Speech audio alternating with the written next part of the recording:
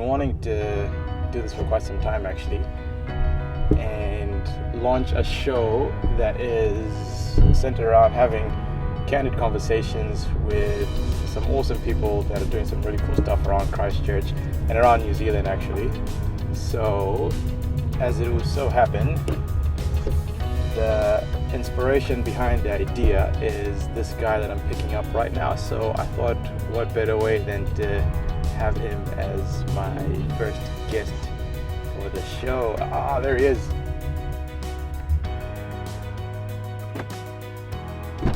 Good day, Mr. Jones. All right, drive.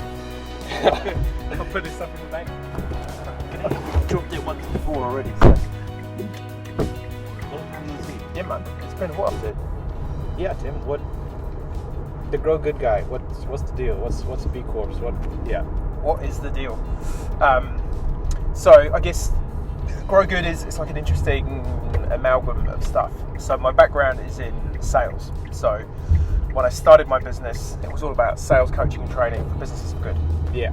And I still do a lot of that. But I also, because my kind of theory of change was if we can support the businesses that are trying to change the world, then we change the world more quickly. When you look at the per capita gold medal list, New Zealand does really, really well. When you look at the per capita number of B corporations, we have, I think it's 4 per capita in New Zealand. Aussie has 2 and the US has 0.8. Whoa. And that's why I'm kind of excited. I was giving a talk last night on B Corps in Taranaki. And this is kind of like my plea to Kiwis, is it's in the Kiwi DNA, do what's good for the planet. We've demonstrably, gone after things like that, like the whole anti-nuclear stance. Yeah. It's about doing what's right for humans. Well, we were the first country in the world to give females the vote. It's like, on really big, important issues that matter, we can lead the way. Kiwis can lead the way. And so, I think, conversely, a lot of people say, but we're New Zealand, no one cares about us. New Zealand is not on many maps that are published, but that shouldn't be a reason for not striving to be the best for the world, which is the whole B Corp ethos, is don't try and be the best in the world, be the best for the world. And I think that is the Kiwi mindset, the Kiwi ethos. We've got Kathmandu, we've got Sinlay. Kathmandu and Sinlay, 2 of the biggest B corporations in the Australia-New Zealand region. Yeah, Sinlay's B Corp. And both of those are in Canterbury, Christchurch. So we'll definitely, we are leading the way. Yeah. And I've just finished working with another one this week who, like, literally every Kiwi will know this name. But they'll be a couple of months away, probably 2 or 3 months from getting their tick. Sounds like there's some big stuff happening in the B Corp world. Like, most definitely, like some big players are coming to the table. Yep. So is there like a register somewhere? Because I'm thinking if like I'm just like Joe Blog off the street and maybe watching this somewhere, and then I'm like, I want to find out if who are the B Corps in my neighborhood, or how I can become a B Corp. What's the best way people can? So if you go to bcorporation.com.au, that's like the regional resource for B Corporation that's run by B Lab, and on the top of their homepage they've got a Find a B Corp tab, so you can go on there and you can search by B corporations in Australia or New Zealand. If you go to bcorporation.net, I believe is the American site, and there you can find B corporations globally. There's some really, really big brands like Ben & Jerry's is a B Corp globally. No way.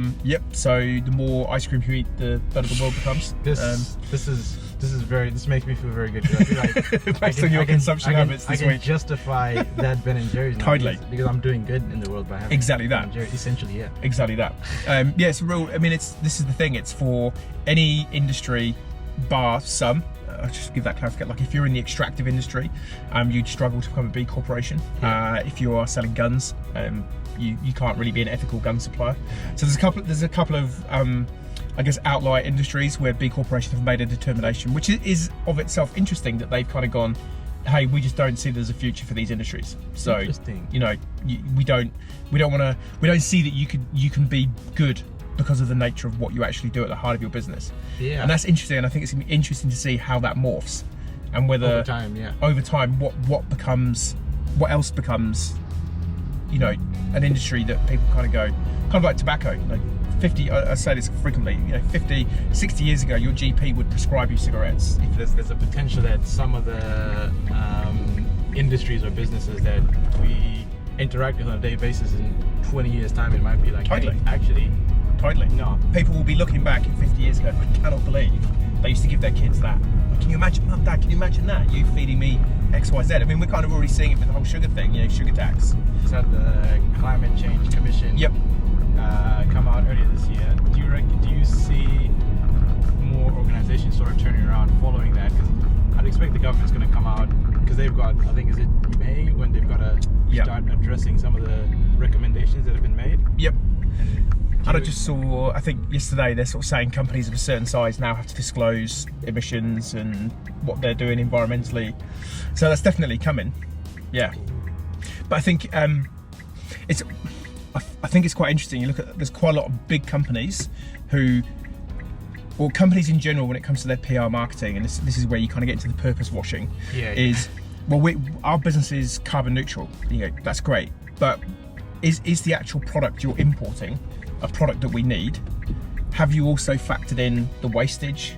So people are buying your product or the stuff that you're importing and selling that's low value, low quality, that really is going to end up in landfill pretty quickly.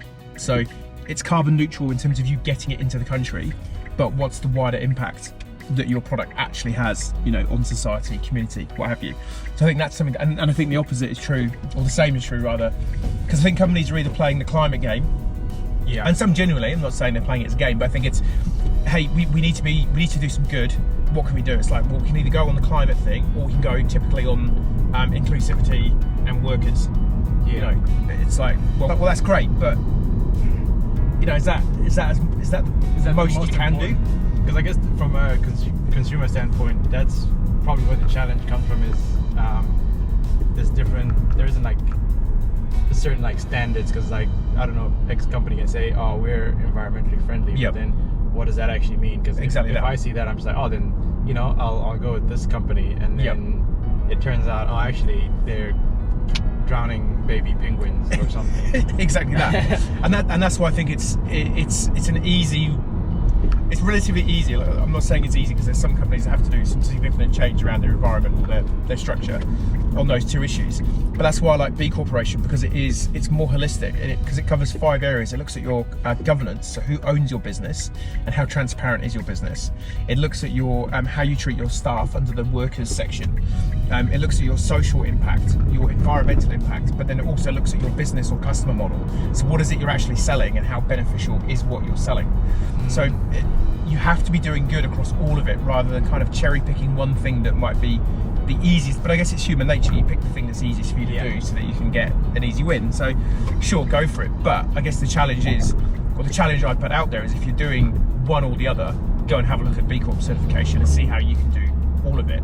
Because my guess is it won't be too much further into the future when you go and buy a limited company off the shelf to start your business, other than just financial reporting, You will need to provide something else. It will be, as the director of this company, you are now fully liable, not just for the financial running of this company, but you will be requested to monitor your social and environmental impact. This hasn't been a widely adopted framework, Exactly that.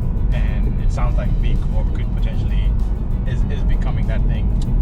I think it could be, and I think it would be a really interesting thing for MYOB or Zero, hint hint, to look at that and say, look, what if we could create, as part of as a service to our clients, even just like beyond your financial reporting, what if they even just had the 2 questions to begin with?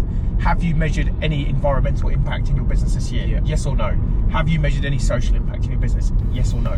Like, that would just be interesting. Do you even know it's a thing? It's a really easy thing that those 2 companies realistically are capturing the data from probably 98% of businesses in New Zealand. And then even just one other question: how much money have you spent on environmental initiatives this year? How much have you spent on social initiatives? Like, even if it's donating to charity, it's like, just as a baseline, that data would be really, really interesting. But yeah, for me, it's the future of business.